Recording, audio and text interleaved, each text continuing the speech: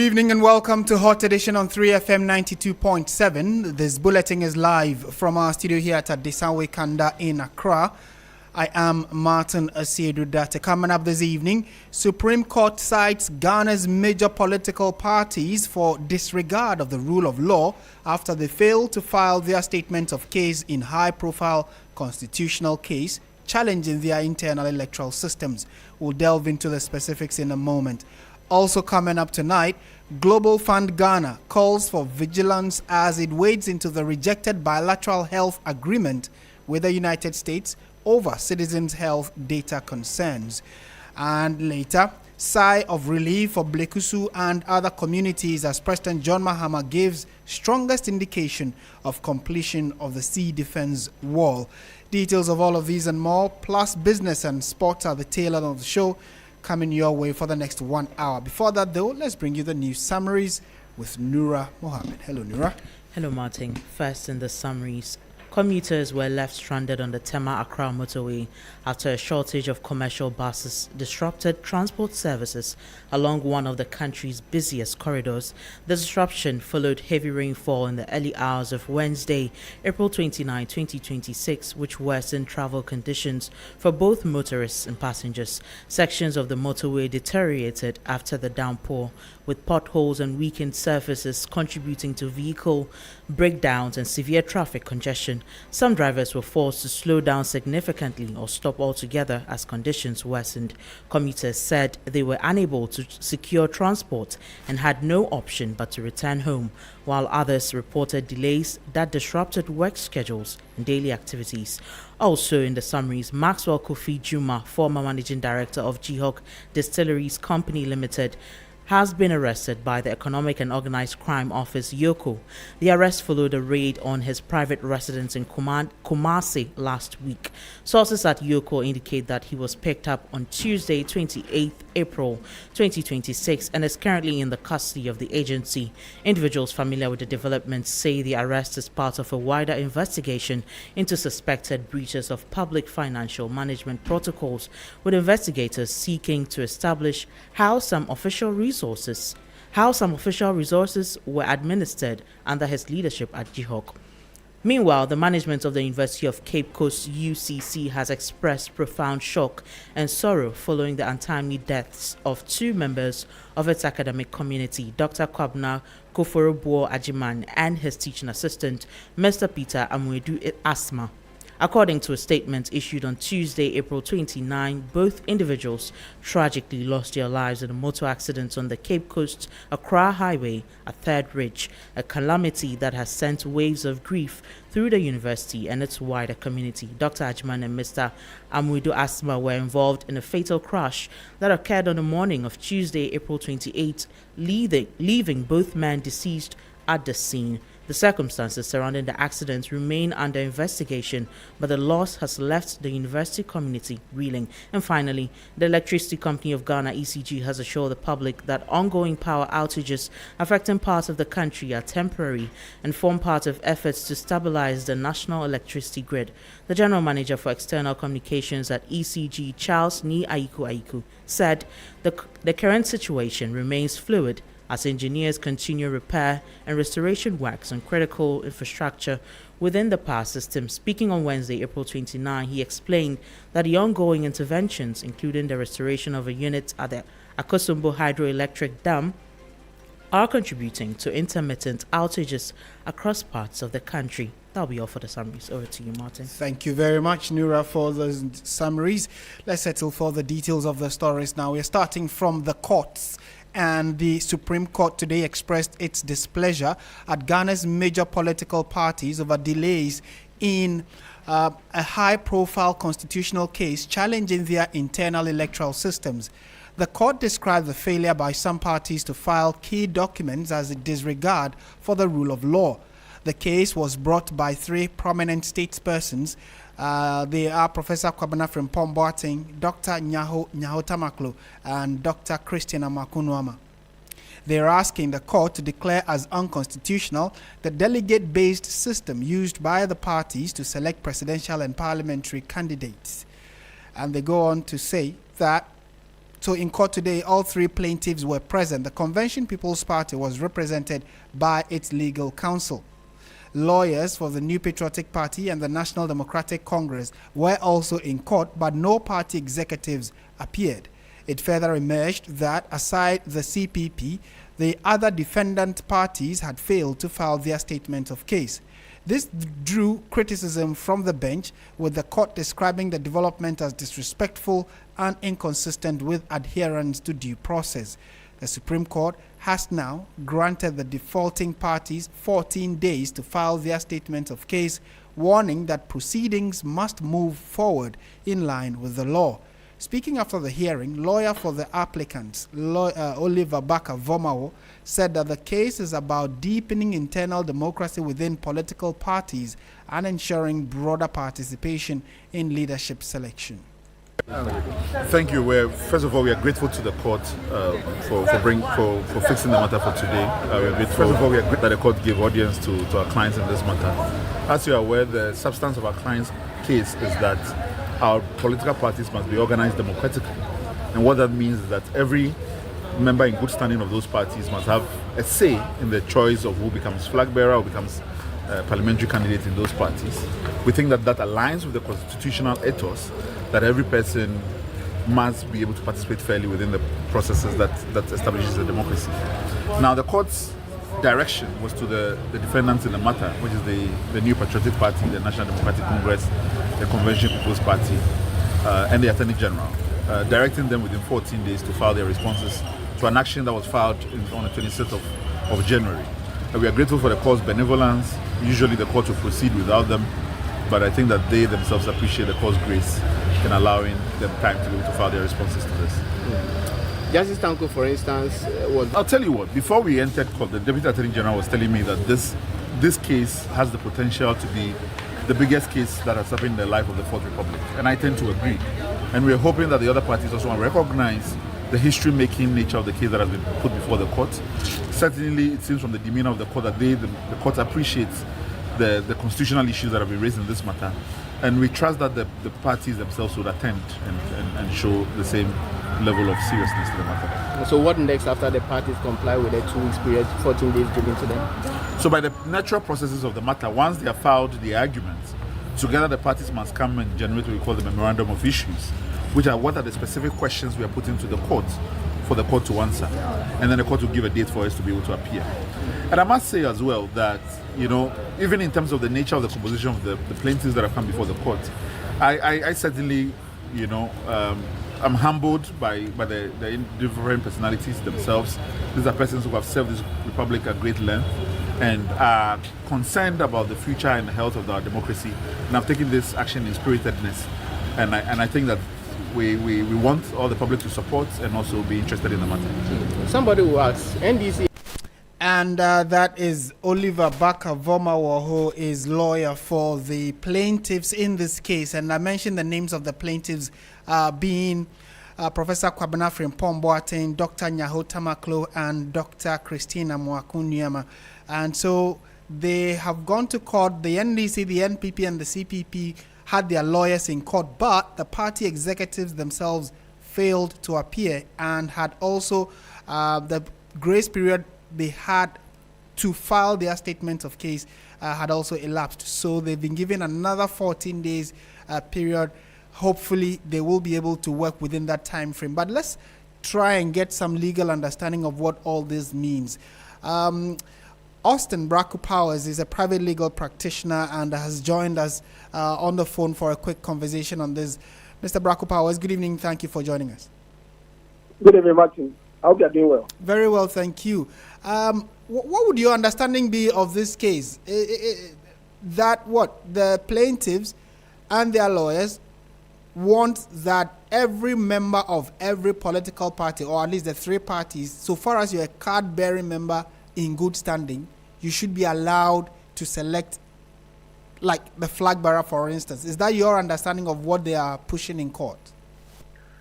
Martin, let me say good evening to your listeners and those watching on via social media. I think it is important to situate the writ before the Supreme Court. Now, we must understand that this is a novel issue before the court. one, which will deepen our democracy. In fact, the development of our democracy stands to benefit from its determination.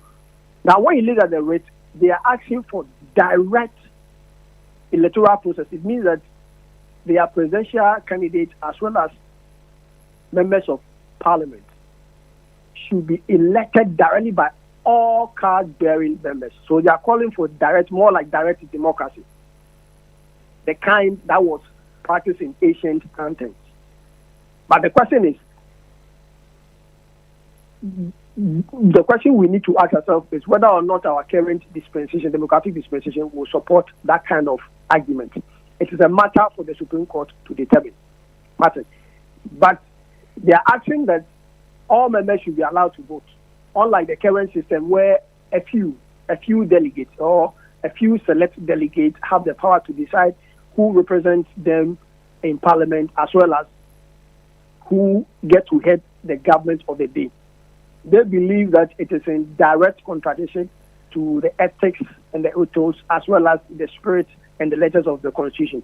So on that basis, they want the court to declare that the status quo should be nullified for a direct democracy to be practiced in the various political parties.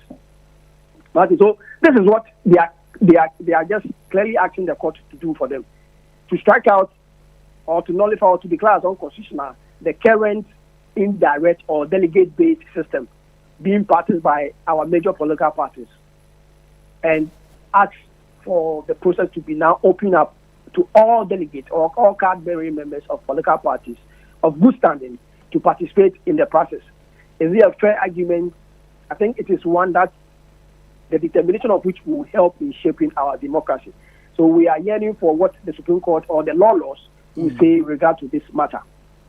And it's interesting that, our democracy is, probably 30 years and counting, but this is the first time that this kind of issue has come to the fore, where over the years we know the parties change the processes of selecting either parliamentary candidates or presidential candidates. Then now it has had to go to the court. What do you also make of what for now we can call the reluctance of the parties, to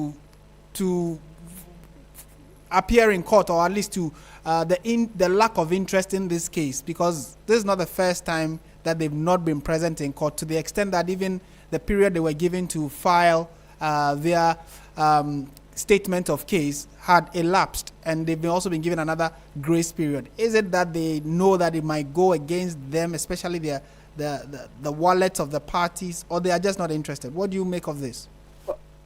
In fact, I was worried when I heard the Supreme Court, the Supreme Court had to reprimand them.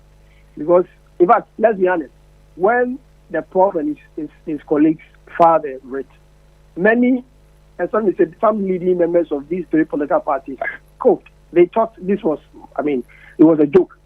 But you see, it may be the view of the NDC, NPP, and CPP that the writ filed by Professor and his two colleagues is much ado about nothing. But, you see, it is not for them to reach that conclusion at this stage. Because the matter is currently before the apex court. And due respect must be accorded to the judicial process. And I want to caution them that any action or inaction that undermines or brings the administration of justice into disrepute may amount to contempt of court. So, you see, it is important for the leadership of the three political parties, because I'm well aware that CPP have filed their statement of case. It is only left with the NDC, the Governing National Democratic Congress, as well as the opposition We Patriotic Party. I want to encourage them that, you see, if they believe that contesting the case serves no purpose, then they are mistaken. Because as I articulated earlier, this is a noble issue, the determination of which will deepen our democracy, particularly internal party democracy. And we must be able to understand that there are many party members who are non-delegates, but who have decried the practice whereby they are left out of the voting or the delegate system. And they feel that even though they are in good standing, they are not delegates by reason of the structure and the way it is streamlined. And they would wish for an opportunity to also participate in decision making in their own parties or the political parties that they have chosen to love. So this is an issue that would be loved, or that Ghanaians are yearning to see what the laws, the Supreme Court will say. So trying to put up an attitude of nonchalance that you are not interested will not serve the purpose of this country. In fact, and I'm equally surprised because the governing National Democratic Congress should be in a position to dictate the pace. They are in government. They should show some level of respect to the laws. You have been given, the rate was filed early this year, and you have been given an opportunity to even challenge it. Why are you not taking advantage of that? And you want the laws, you want the Supreme Court to tell you, and they did well, because if it was a different panel, I'm sure they will even go ahead, because it means that you are not ready to challenge or contest the matter. And they will go ahead and determine the matter based on the statement of case filed by the other parties, as well as the position of the Constitution.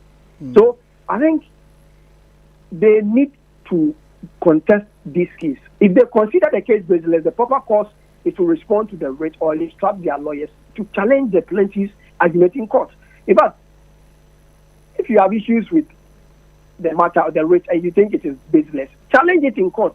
Be sure the court why it is baseless, but don't sit aloof or sit elsewhere and think, and you want the court to go ahead. And when the court goes ahead and determine the matter, you sit somewhere and say the court was wrong. Is that what they are waiting for?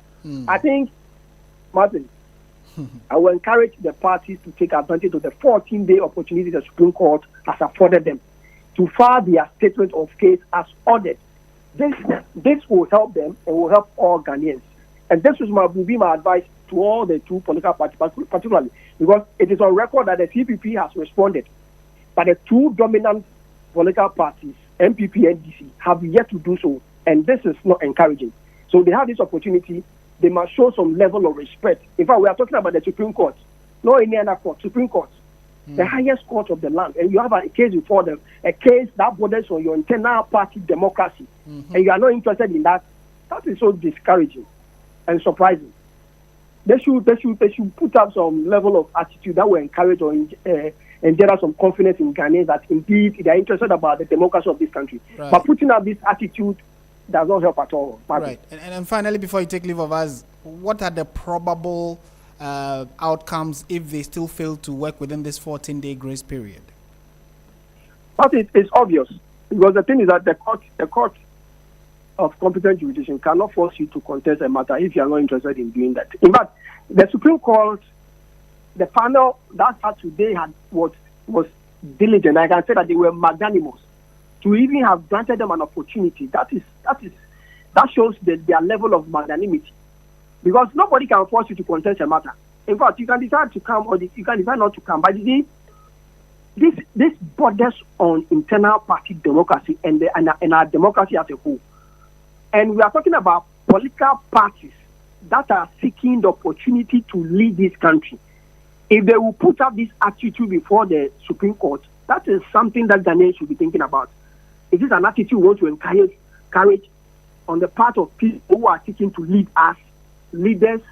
That should not be. And I think the Supreme Court, when there's a court sits and they fail to take advantage of the 14-day opportunity, the court will go ahead and hear the matter and determine the matter. After all, the court is bound by its oath as well as bound up by the Constitution to do right to all manner of persons. So they will be dutiful to their tax and determine the matter based on the processes far before them as well as the position of the law. And that is what the Supreme Court will do going forward.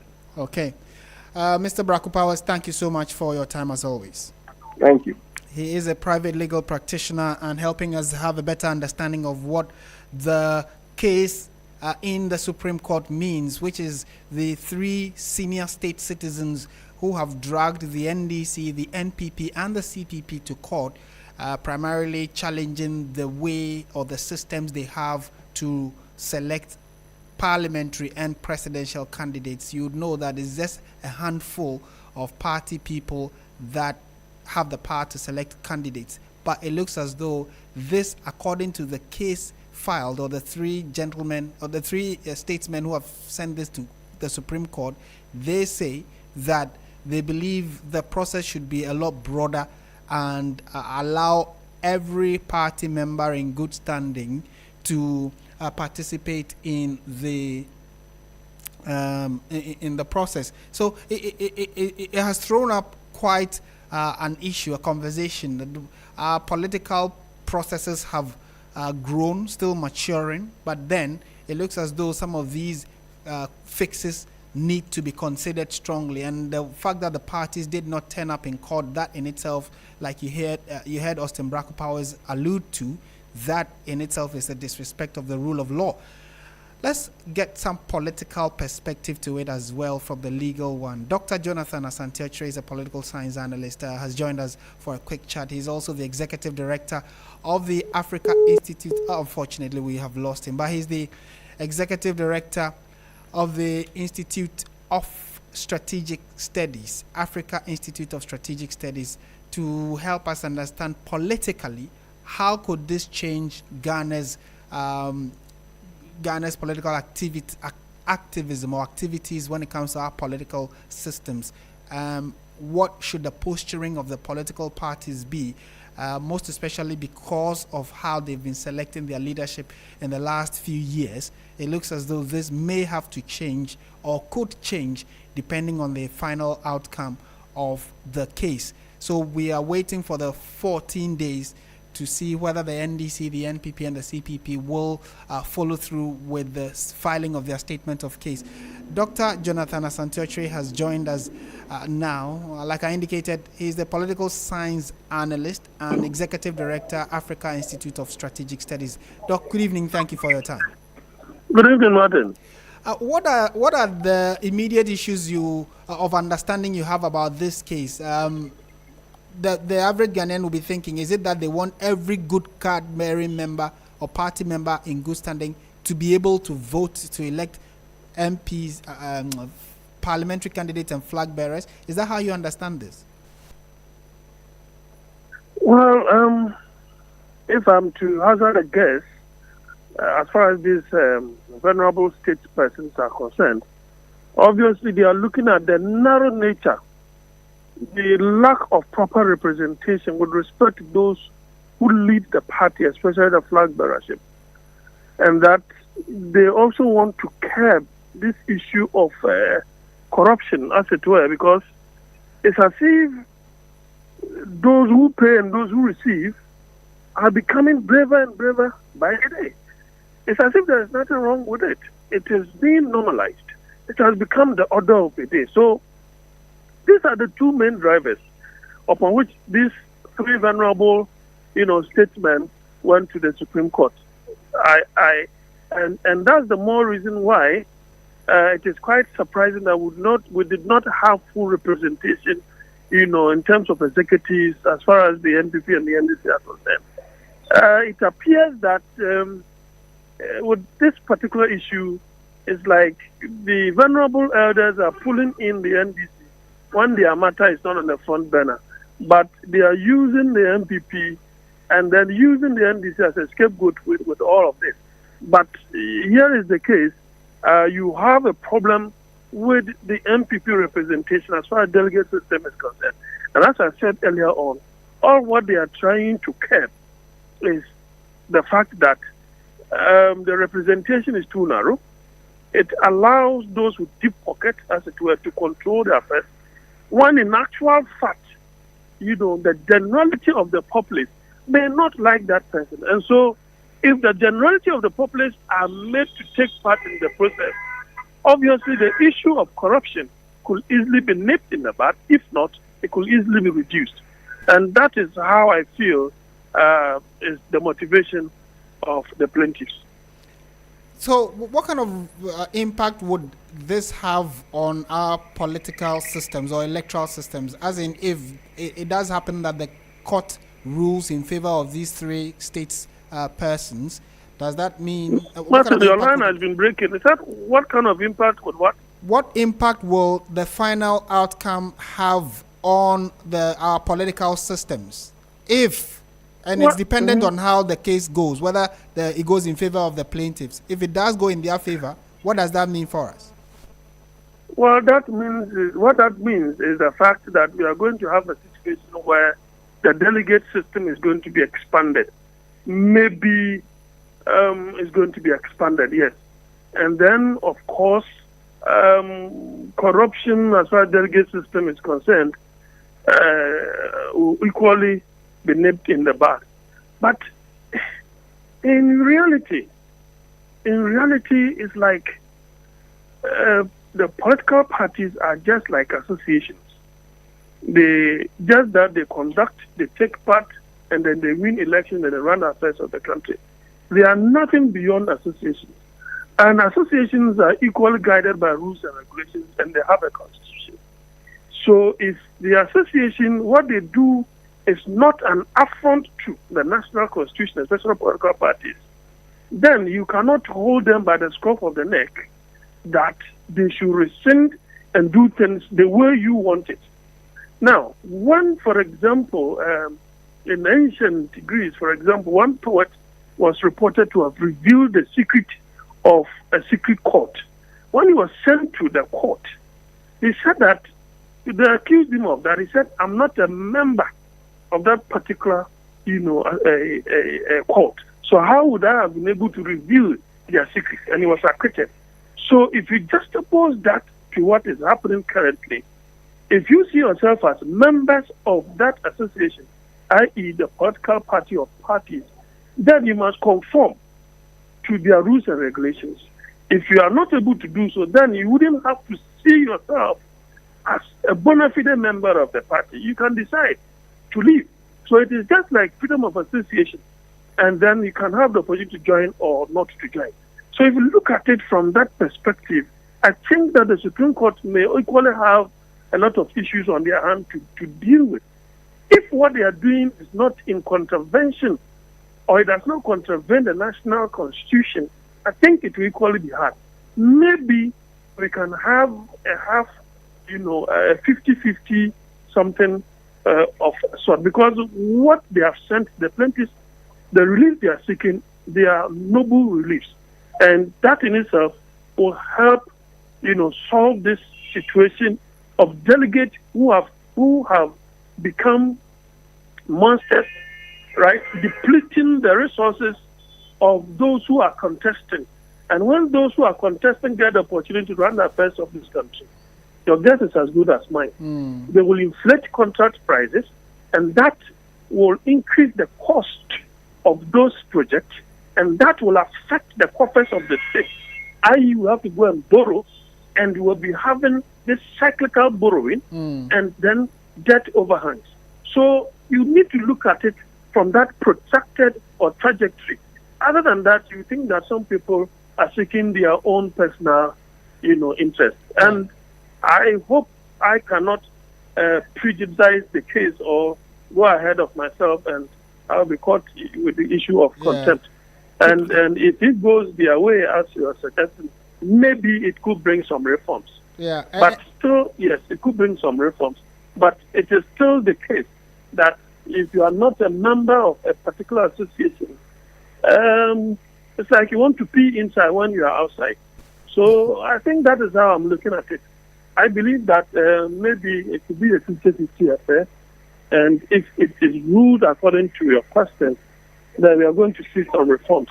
If not, then they should equally have cogent reasons, as it were, to deny them their release. And could it be the reason why, could these anticipated reforms be the reason why the parties are dragging their feet in filing their statement of case? Can you come again? Take your time.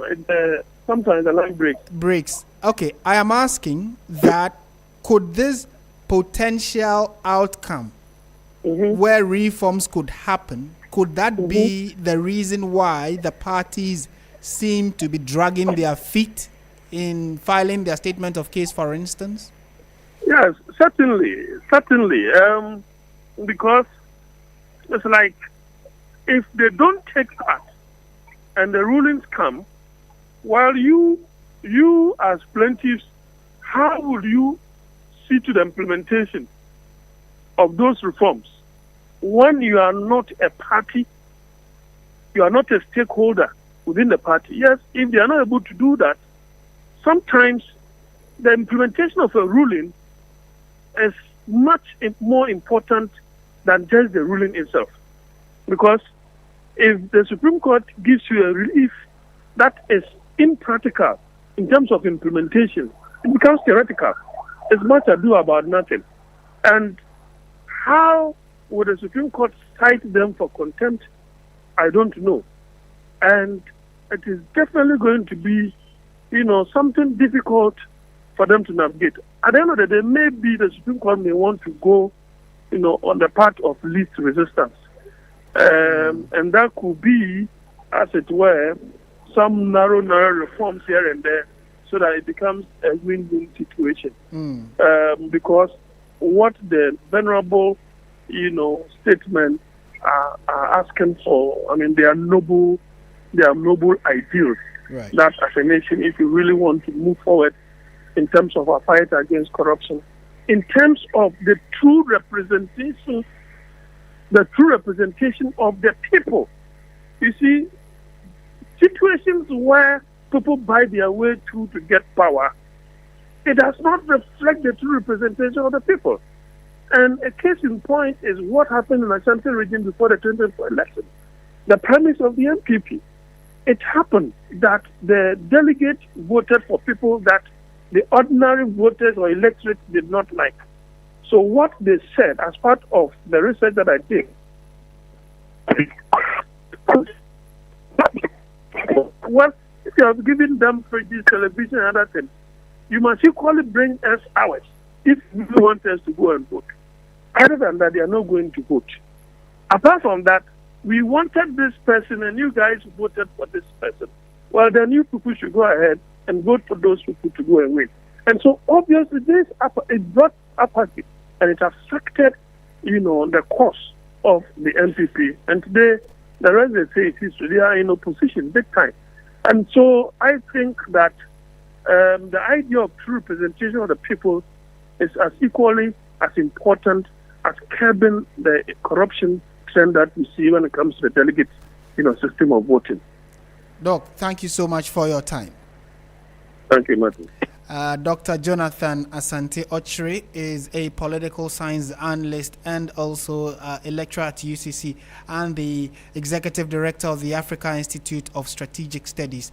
What do you make of this development, especially if you are a politically active person? What do you make of the fact that the courts are the Supreme Court is being prayed to look at how parties select their parliamentary candidates and their presidential candidates? And if you've been in this country for a while and followed our politics, you would definitely know that there have been some back and forth and a rancor anytime the flag bearer race comes up or parliamentary representative race comes up.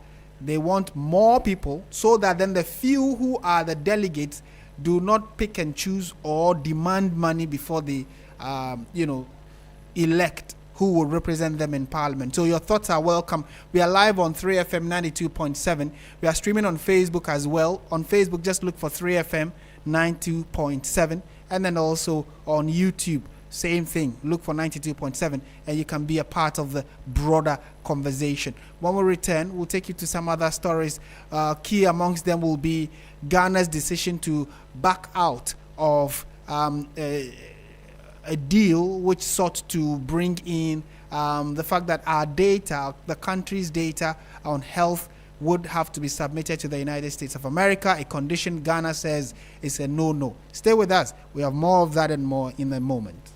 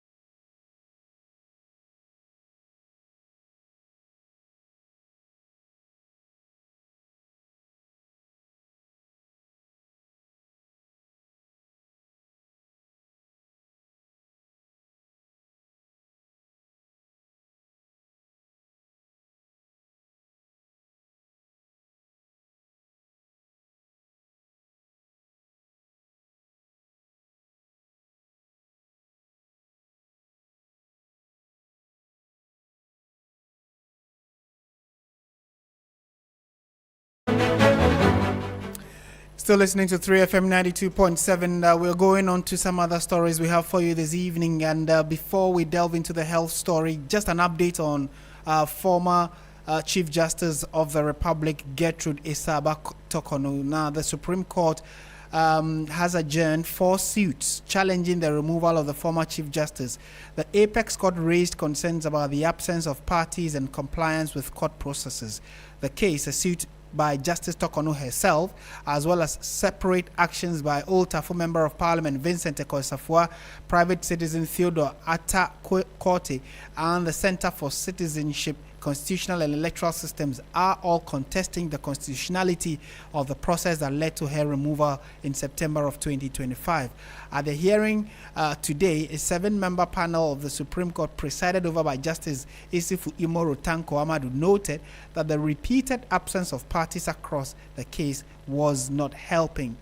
In the case of Gertrude Isaba-Tokono versus Attorney General and 6 others, only the Attorney General was represented in court by Deputy Attorney General Justice Sremsai, supported by Chief of Staff, Chief State Attorney was also in court.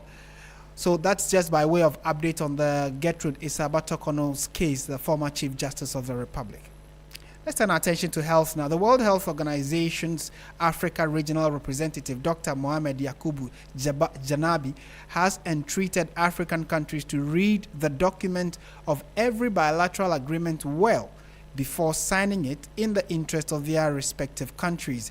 Ghana has reportedly rejected a proposed bilateral health agreement with the United States over citizens' health data concerns. Zimbabwe has also halted negotiations, saying that the terms could undermine sovereignty, while Kenya initially signed a similar health funding agreement with the U.S. But a consumer protection group sued and argued that the deal risked exposing citizens' health data. The World Health Organization Africa Group rep attempted to comment on the agreements weeks back during an engagement with Kemeni Amano on the hot issues. Let's listen into some of the key concerns that were raised in that interview. One thing first to make, because I know there's excitement about this bilateral. Bilateral engagement has been there since the beginning of time.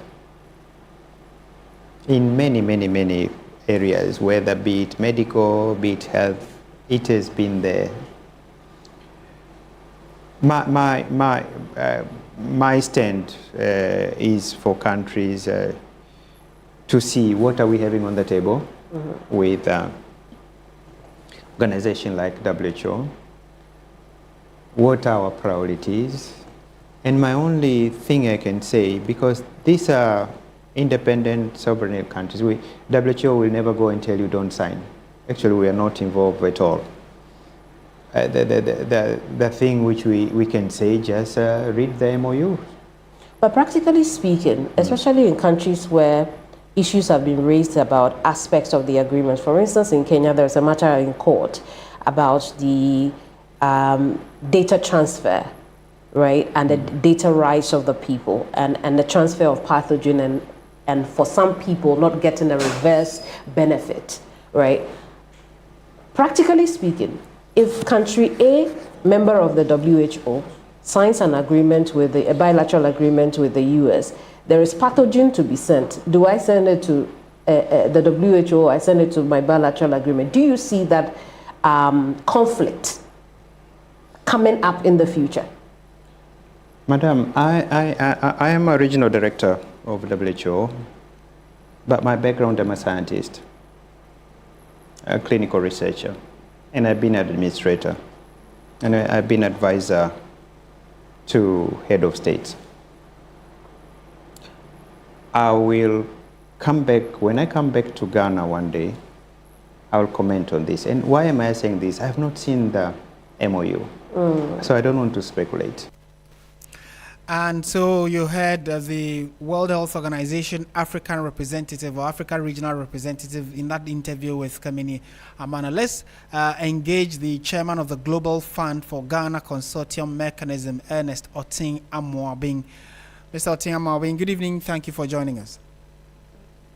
Good evening. What would your initial reaction be to Ghana's stance? We are told that the Ghana decided not to continue with the negotiation agreement with the U.S. because of data concerns. How does this come to you? Okay, thank you very much, and a very good evening to your listeners. Let me, at the outset, put on record that I would like to speak in my capacity as president of Ghana HIV and AIDS Network for the purpose of this particular interview. I've heard the news, and naturally, it is quite disturbing. This is because we've had very good engagement with the U.S. government and other bilateral partners over the years. And beginning of last year, we heard announcements about the cuts in U.S.'s global health financing, which has affected health program implementation across board. So one was hoping that through this bilateral engagement, we'll be able to make up for whatever we were losing out of the cuts from the USAID and other multilateral arrangements. But it looks like we are not making a headway, and that is naturally very worrying for those of us in the health space, knowing what donor funding actually does for the health sector. It is quite worrying. And is it that you foresee some implications on healthcare delivery, for which reason you think that it's worrying? Yes. If you look at the multilateral funding architecture at the moment, this U.S. withdrawal has actually impacted many health programs. And I'm going to use the Global Fund as an example. Ghana, in the round 7, we received an allocation of $234 million. Later on, it was increased to $248 million. But then, if you look at the round 8, which allocation letter we received last month, there has been a huge drop from 248 to 199, about 20% cut in the funding. So already at the country coordinating mechanism level of the Global Fund here in Ghana, we are struggling to see how we are going to program for HIV and AIDS, for tuberculosis, and for malaria, because these are the 3 diseases that the Global Fund focuses on. And with that deep cut in funding, it's already raising alarm bells. And I'll give you another example. If you look at HIV interventions, for example, we normally exclude Western region, Western North, and Ahafo. And that's because the USAID was working in these 3 areas.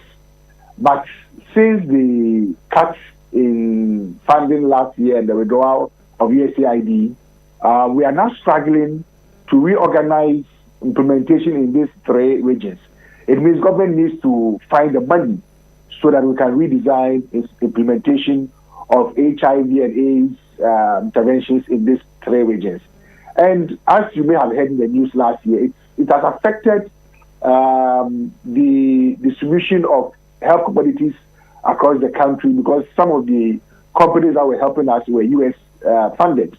We are having condom shortages, and so across the board there is that effect of this cut in funding and the impact it's having on our healthcare system. So we were hoping that through this particular arrangement, some headway will be made, and then we could receive some extra funding. But it looks like that is not happening, and it is quite worrying, as I said in the beginning. Right, and I mean, so let's look at the particular issue in question, which is what we all heard yesterday. What exactly is your thought on Ghana holding back to release our health data to the U.S.? That's what we are being told is a bone of contention, that the data the US is seeking, in the generality about Ghanaians and our health system, for which maybe the US can say, well, maybe 40%, and this is just conjecture, 40% or X% of Ghanaians have, let's say, malaria. So let's create or manufacture a drug for them. Those are the arguments being made. As an individual within the space for funding and health analyst yourself, is Ghana justified in holding back in giving out our data? Well, first and foremost, what I would say is that at this point, it is mere speculation that people are making. So we cannot be sure exactly the reason why we are told government is refusing to sign. So my immediate suggestion to government would be that there's a need for a statement to be issued so that persons who are quite anxious about this process will know exactly what our position is on this matter, because it is not healthy for us to leave it to speculation. Now, talking about speculation, my own speculation on this matter is that if the amount reported to have been made available to Ghana is anything to go by, then my speculation would be that that is where the bone of contention is. And I'm saying this because the report we've heard suggests that the U.S. government is making available $109 million to us over a 5-year period. Now, I have seen other countries and how much they are receiving. If we come to West Africa, and I'm just going to use West Africa as an example. If you look at Nigeria is receiving in excess of $1 billion. If you look at La Côte d'Ivoire is receiving in excess of $480 million. So if the reports we are hearing is anything to go by, then what will be the basis for the U.S. government offering Ghana a paltry $109 million? If you check the 8 West African countries that have so far signed the agreement, the lowest is Senegal. They are receiving around $60 million. But if you put Senegal aside, the rest of the countries are all receiving more than what Ghana is reportedly being offered. So for me, I think that is where the bone of contention really is. If the figures reported are true, I think that is where the concerns may be. All right, Mr. Otim Amoabeng, thank you for your time this evening. Thank you too. And so we'll see how the coming days will play out as we all await to hear from government on this subject, because it looks as though the decision of Ghana to hold back or back out of that US deal is becoming quite concerning, especially as, it means that we are likely as a country to lose some funds as well following the disagreement between the US and Ghana.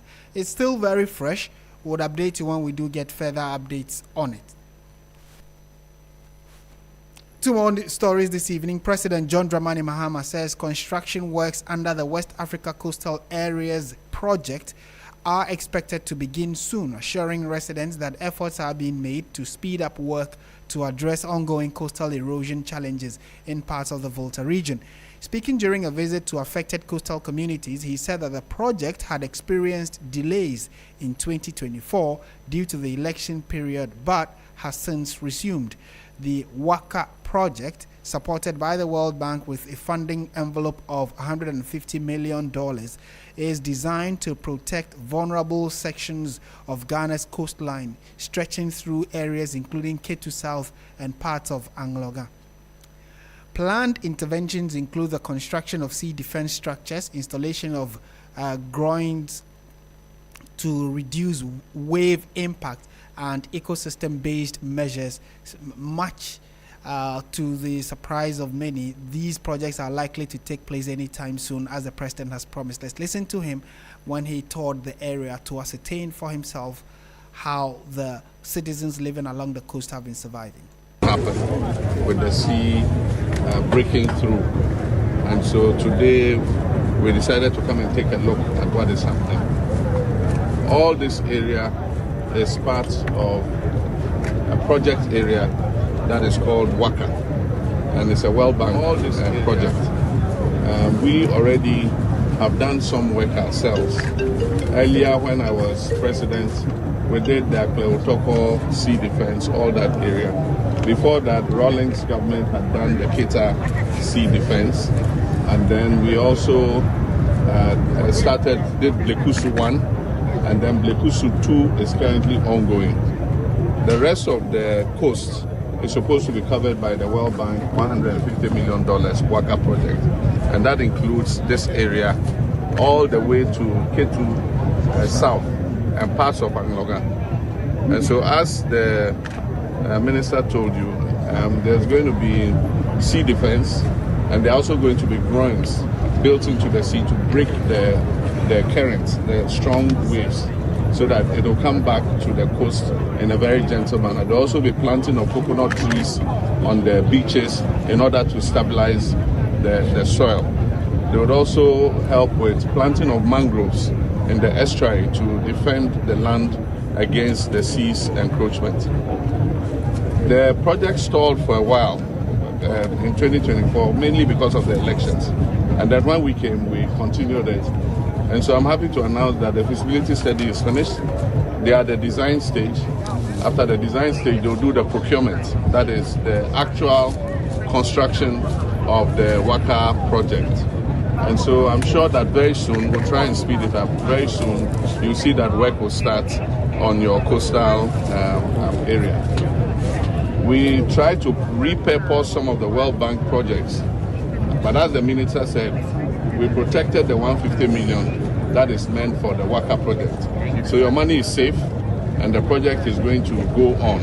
Some of the other World Bank projects stalled, and the money is being repurposed for other important priorities. And so I just want to ask for your cooperation as we continue the processes to do the work. But in the meantime, we will contact VRA to see if they can do some dredging in the main estuary so that it eases the pressure on this side. Normally when the estuary is silted, then it looks for ways to join to the sea in other places. That is what is happening exactly here. But if we dredge it, it allows more water to flow out of the water into the sea. So we'll take immediate measures to try and reduce the effect. But the long-term solution is the World Bank project, which we're about to start. And so let me thank you very much for President John Dramani Mahama there. And this is a very interesting story I hope that you would all pay attention to. A 2026 Gallup report has revealed that up to 67% of Ghanaian youth would choose to leave Ghana for opportunities abroad, driven by economic instability, high unemployment, and poor prospects. This alarming trend highlights a potential generational exodus caused by a lack of confidence in the local economy and dissatisfaction with current living conditions. Christian Yale interacted with some students of the University of Professional Studies in Accra earlier to gauge their thoughts on this. It is one issue that has been of great concern over the years, and this report, the Gallup report, is only telling us more about how dire the situation has been over the years. And when you look at the report, another angle of it even talks about the fact that over the years we've seen that the desire or want of people to travel to countries like the United States of America has dwindled. These are not people you say do not have education. So gentlemen and ladies, join me here. These are not people you say do not have education. They are literate, they are educated. You have engineers in the list, you have medical workers in the list, and the rest of them. And so maybe I'll start from my right here. Chanel, when you hear such a report, what comes to mind? And I feel most of the privileges are given to people who have connections. So it is difficult to start a life in Ghana here, since only few are given the chance to, only few can start in Ghana and then make it big time. But most of the times when you go outside the country, like to the UK and then like Canada and everything, the possibility is very high, very, very high that you're going to make life and make it big over there. When you're a student or a fresh graduate and you come out, the job opportunities are less, and then also the waging structure and all of that is something that is really affecting most of the students or the graduates. So yes, if the opportunity comes out, really need to take it and go out. Everybody would like to run and return. So yeah. you will return? Yeah, I would actually retire here in Ghana. Okay. Yeah, so I make much more money in the States, okay, and I'll come back here. It means that you prefer going to the United States? Yes, United States of America, yeah. Of America, United States. I like the little accent, United States of America. Yeah. So it's better to earn more money and retire here in Ghana, because here is where you were born, your culture, everything is here, right? And it's also better to invest in businesses here in Ghana. So as you work outside there, you invest in Ghana. Just somewhere last month, I was in the UK, for instance, and when you meet some Ghanaians over there, they tell you that, hey Jack, abrabono entesa di amumuhunu no. Okay, things are not all rosy, all nice like you see, because I want to presso. You see, it's not all rosy though. But then the point I'm trying to make is the opportunities here are less. Well, so you had the thoughts of some Ghanaians, some youth actually, in that interaction with Christian Yali, who was in the UK just last month, like he indicated. So, I mean, clearly the report is telling us about the fact that 67% of Ghanaian youth would want to or would choose to leave Ghana for prospects abroad, because they don't believe that the Ghanaian economy is doing as well to help them grow economically and financially. What do you make of this? Do let us know, and we'll be happy to share it with the rest of the world. But on the back of that, we'll bring Hot Edition to an end. Thank you very much for listening. My name is Martin Asiedu-Dartey.